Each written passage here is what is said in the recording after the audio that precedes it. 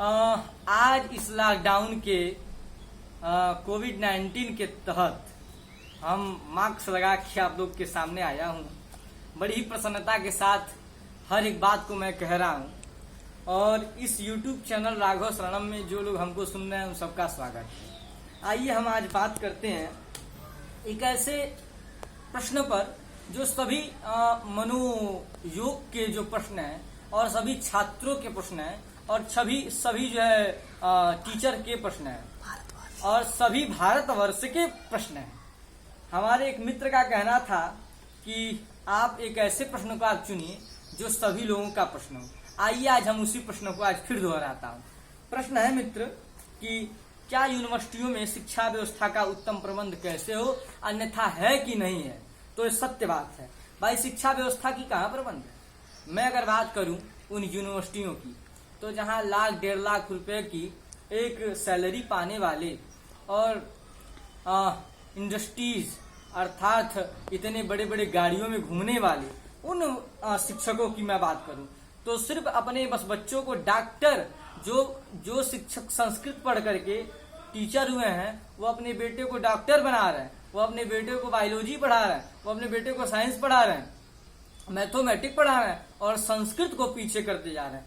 आज मैंने पेपर पढ़ा, उस पेपर में सीधे हाई कोर्ट का एक लिखित तौर पे एक दस्तावेज आया मेरे पास।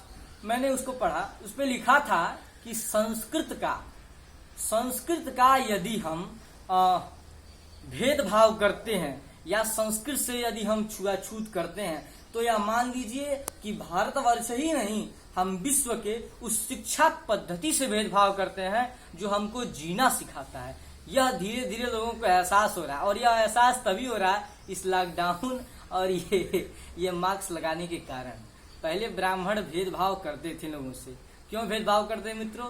भेदभाव इसी के कारण करते थे कि जैसे कि अब ले लिया जाए बातों बातों में तो भेदभाव दूरी बना करके रखते थे, समाज में उन व्यवस्थाओं को स्थापित करते थे और उन स्थापित करके उनको सभी समाज के उन मूल्यों को सिखाते थे। लेकिन आज मध्यकालीन में इसको भेदभाव माना गया, उसी के कारण यह सारी बीमारियां उत्पन्न हुई और फिर धीरे धीरे फिर हम उसी को अब हम उसका नाम दे रहे हैं मार्क्स। और पहले क्या था?